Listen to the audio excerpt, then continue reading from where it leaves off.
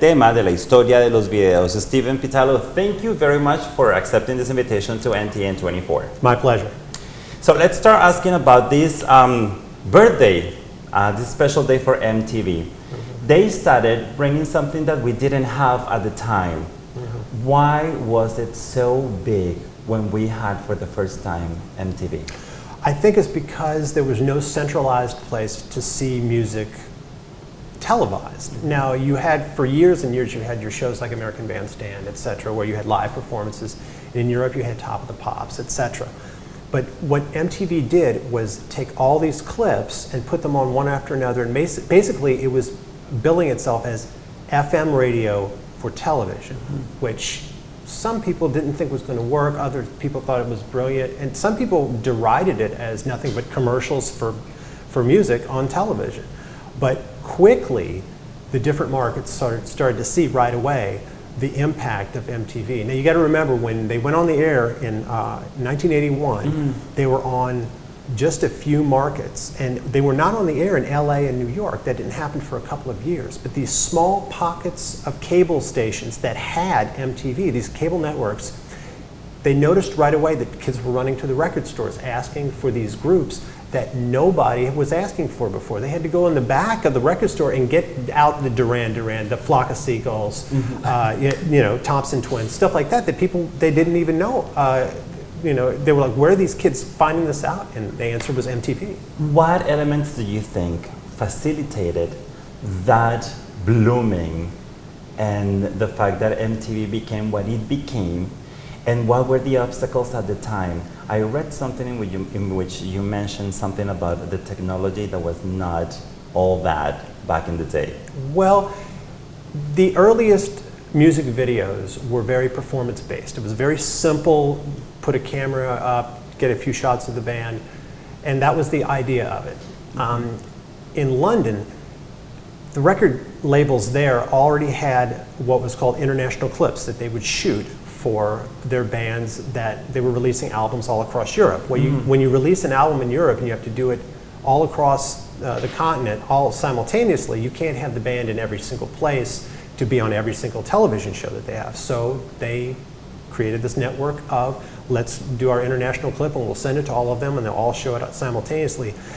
You had to release things quickly over there because the bootleggers would make copies of these records right away, and all of a sudden you're eating into that profit.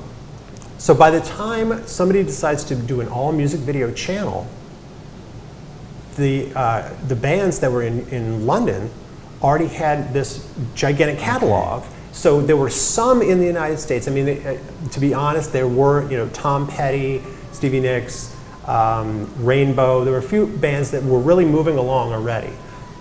But when MTV launched, there's a reason why there's 6 Rod Stewart clips on the first day. And that's because that was it was in place already. There was an invasion then, what you call the invasion of the British video. So other than Rod Stewart, what other bands were like the components of this invasion in terms of video for the programming of MTV? Well, I would say by the time 1983 or so came around, MTV had expanded and you were finally on the East Coast and the West Coast and everybody was getting it.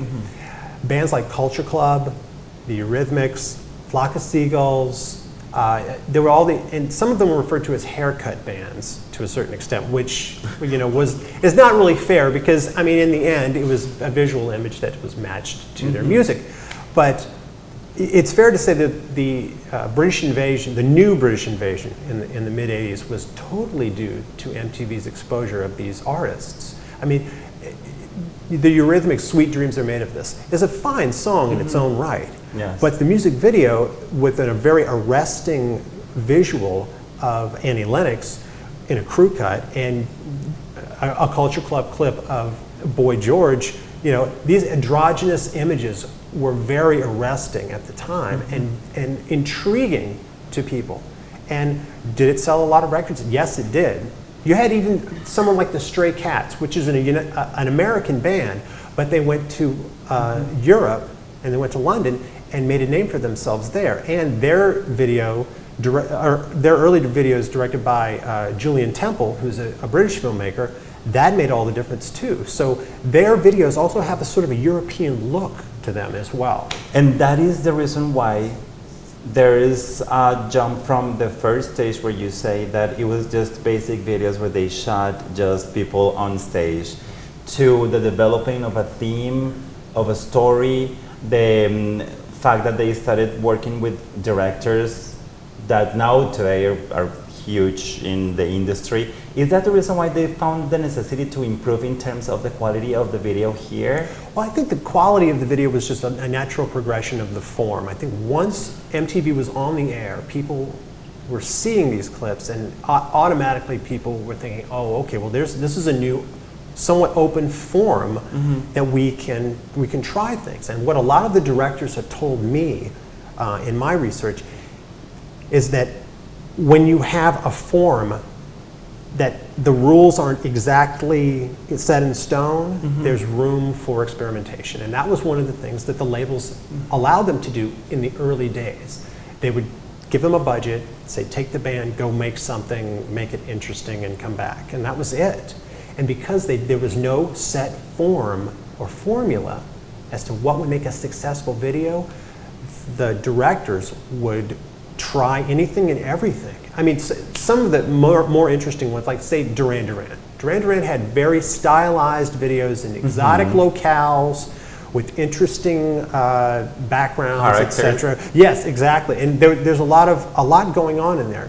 And the director, Russell Mulcahy, told me one of the influences was Zoom magazine, which was this fashion magazine in England. There's a lot of style that comes from that.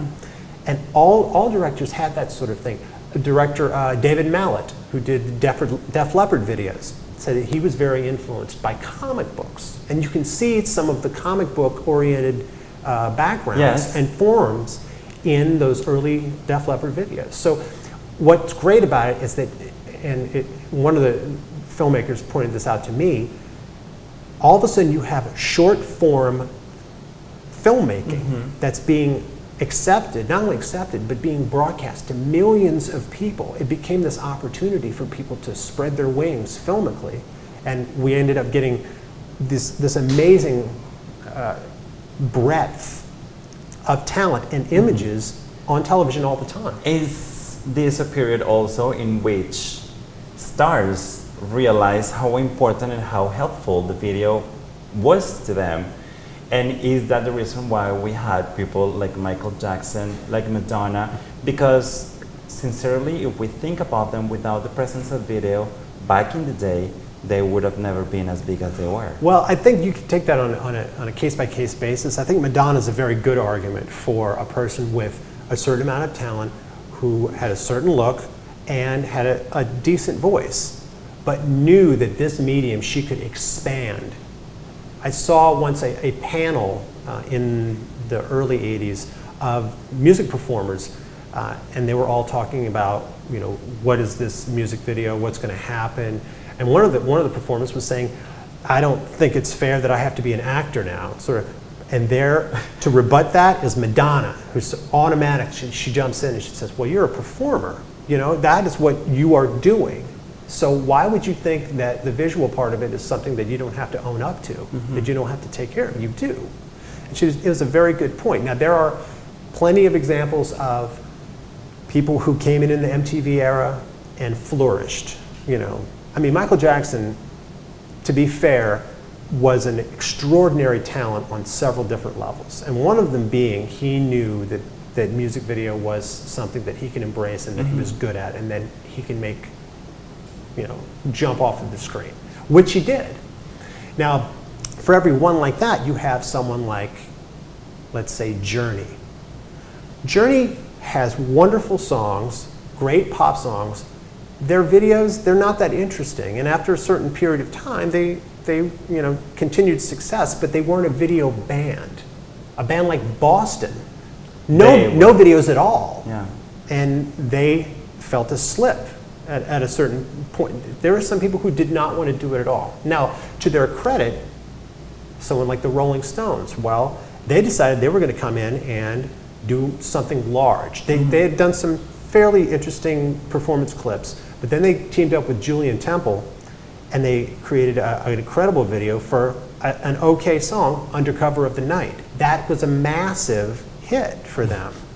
And it's because of a very cinematic music video. So you have artists that embraced this movement and were able to make those adjustments in their career, and Aerosmith being the perfect example. Aerosmith, by the time, I think it was 1986, the first time we saw Aerosmith making an actual noise on MTV was with Run DMC in Walk This Way. And by that time, you're sort of going, who are these guys? Where, and where have they been? They were all cleaned up. They decided they were going to push forward, and they got together with a great music video director, Marty Callner, and next thing you know, they're huger than they had ever been. Every album after that, successively large. You have a wonderful blog, and I'm going to go there because thanks. The name of the blog is The Golden Age of Music Video. You refer to a period of time where music video was something that is not anymore. And we're talking today about MTV, and sadly to many people, it lost its first intention, which was to show music videos. And now if you go to MTV, you see reality shows all day. So there's no presence of the music video. Do you think that that is a consequence of the specialization of genres in MTV? I mean, when you're talking about the fact that everybody started doing it, at first they only had the British, then it was pop, then there was a place for Metallica and all of these other groups. So do you think that that segregation and that differentiation in videos was what ended up killing the video? That's an interesting question. The fragmenting of the music industry and the different genres, I don't think contributed to MTV moving its format. I think MTV did what a lot of people did. They started finding cheaper ways to make lots of money. That's what television, to a certain extent, has gone into now. That is why there is so much reality television on, because it's cheap to do. Now, unfortunately, you can parallel it, and I do, to the crack epidemic, okay? Crack is easy to get, it's very cheap, and it's addictive. So if you have the television equivalent of that, it's reality television. So it's heartbreaking to watch MTV and to see what it has become. Because as I've said before, MTV in the early days, it felt like it was like our high school sweetheart. It was this wonderful thing, and we're brand new, and you're in love, and everything's great. Mm-hmm. And now here we are 30 years later, and it's like seeing your high school sweetheart, except she's on 11th Avenue and she's a hooker. So unfortunately, that's where we are now, and I'm going, where's my high school sweetheart? Where did this all go? And the constant defense of this is that they say that their profits are huge. Well, that's great. I know drug dealers that make a great living too, but that's not what you want to be. I mean, MTV at this point took the words music television off of the bottom of their logo. They did this 2 years ago. So, I mean, the joke writes itself. Mm-hmm. MTV doesn't stand for anything. It doesn't stand for anything. And going back to that, into your blog, one of your missions in life and your first love is to protect the existence of the music video as it was meant to be and for what it was intended to be made for. And in order to continue in that work, not only you have your blog, but there's going to be a book. Yes. In which you talk to more than 50 music video directors I have interviewed about what it was like to create these iconic clips mm-hmm. and what it was like during that time. One of the things that they all have a consensus about is that in the early days, it was great. Mm-hmm. The record companies wanted a clip, they would let you do something more than just performance. You would come up with these great concepts, they would get behind them, they would go, and there was money to do this. And after a certain point where they saw that there was money to be made in record sales as a result of these music videos, the budgets got larger, and they got larger and larger. And did they get to be too much? Maybe. I think if you have to sell another 1 million albums to pay for your video, that's not a good marketing plan. But what we did get out of it was we got some pretty amazing filmmaking. And everybody from David Fincher, the Academy-nominated filmmaker who, from The Social Network and The Curious Case of Benjamin Button and Fight Club. He started off directing Rick Springfield videos. It's absolutely true. In Rick Springfield's autobiography, he said that when he remembers talking to this kid, David Fincher, and how they're going to make this video, and he has this $5 salad bowl that's basically going to act as the dome for this elaborate set. And he's like, okay, whatever you want to do, And who knew, so many years later, he would be the filmmaker that he is today. And along those same lines, Michael Bay. Michael Bay, people forget, he shot the video for the Divinals' I Touch Myself, which was a big hit. And he also shot Meatloaf's I Would Do Anything for Love, but I won't do that. Another big hit. And if you watch that video, it's really amazing because it's got all the elements of Michael Bay's sort of standard awesome shooting, which is a little far from Transformers, but still. Well, if you watch motorcycles, going all over the place, going through the streets, it's pretty massive stuff. Now, so there are many filmmakers who they cut their teeth in the music video and then they moved on to other things. But then there's ones who are lifetime music video directors. Nigel Dick is a great example of a guy who has been consistently making great music videos for a very long time. He was on one of the people that shot Madness early on, like Our House. Although Our House was directed by David Robinson, he was part of that package. He then went on to shoot a lot of bands in the LA scene and shot Guns N' Roses, Welcome to the Jungle, Paradise City, Patience, Sweet Child of Mine, all those. And it seemed like every once in a while, because he would shoot so many videos, he would get a break on something great. He shot Baby Hit Me One More Time for Britney Spears. So he's been making these great clips for a very long time. But as he said, you have to shoot 8 or 9 great white videos to get to a great Guns N' Roses thing. If we bring all of that material and that richness that you have inside of your head and heart, I noticed, and we see the evolution of video today. Everybody talks about Lady Gaga and how innovative, how wonderful, how creative, how visually stunning everything is. Do you think as highly as her production in terms of video as so wonderful? Well, let me tell you, I think what's interesting about Lady Gaga is she has some absolute undeniable influences. Everybody from Depeche Mode in her sound to Madonna in her look. And you can even switch those around to a certain extent. I think anybody who is able to milk the record industry enough to let them make these elaborate, enormous, fantastic videos, I'm all for it. And I think, is she innovative and groundbreaking? Not really. I think everything that she's doing is an amalgamation of other things. So it's like a gumbo pot full of great music video that she's doing. I'm always interested to see the next thing that she's going to do, because I think her head and her heart are in the right place. So I'm a fan of that. My final question, it's about that love that you have for video. When I belong to the MTV generation, so in its purest form, let's say that. So when I think of MTV, I think of these videos that changed me, that were an influence, that you remember with love and affection, these sounds and these performers.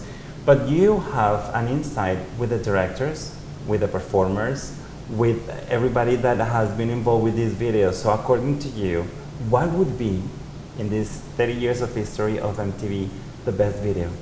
The best video? Well, I think it's hard to say what the best of all time is. What I prefer to talk about are my personal favorites. Now, there are people who say the greatest video of all time is this or that, and usually it's something that's pretty elaborate. Michael Jackson's Thriller is a hard one to top for its time, and still now. I mean, the dancing is incredible. The filmmaking, it's amazing. And you look at him, and he was a beautiful person at a certain point in his life. And that moment, he was probably the best he's ever looked in his life. And John Landis was able to capture that. Now, I like that. But there are other videos that I think capture similar things at certain times. I think Madonna's Borderline is an incredible video. That's one of the best things I've ever seen because it's got a natural, interesting, romantic progression to it. It's very interesting. You know, it's great to watch. And if you look really closely, you can see John Leguizamo in the background. Yes. So, which is good. There's a few that I really like that people would have to sort of search out. There's an artist named Ian Hunter, who was previously the lead singer for Mott the Hoople. He did a video for a song of his called All of the Good Ones Are Taken. And it's just basically him as a rich rock star who's just trying to woo this waitress that he's in love with, and she won't give him the time of day. And it's just great. It's just great filmmaking. And that's one of my personal favorites just because it's just well done. There's other ones that, Our House by Madness. I've always loved that video. I think it's fantastic. Another one that always gets me, which I think you have a copy of, is No Rain by Blind Melon, which is a video with the girl who's dressed like a bee. She was in the cover of the album. Yes, exactly. And she's dancing and stuff, and everybody's laughing at her, and then she runs away, and she runs through the town, and she finally at the end she finds a huge field full of guys dressed like bees, and they're all dancing around. I get choked up just thinking about it. It's incredible filmmaking. And that's another guy, Samuel Bayer, who did not shoot that many music videos in his life, but did No Rain for Blind Melon, did Smells Like Teen Spirit for Nirvana. So just between those two, that's pretty phenomenal. And that's another one, Smells Like Teen Spirit. This seems like a conversation that we can continue in some other occasion. But Absolutely. Thank you very much for your time. Well, thank you very much. A pleasure talking to you. I appreciate that. Es uno de los hombres que más sabe, como se pudieron dar cuenta en esta entrevista, de lo que es la historia del video musical. Nuevamente, feliz cumpleaños a MTV por estos 30 años de labor, y a pesar de que algunos quieran o no quieran la labor que está haciendo ahora, definitivamente cambiaron la cara de la cultura popular en el mundo. Soy Alfonso Díaz desde Nueva York y esto es Celebrities de Planeta Gente.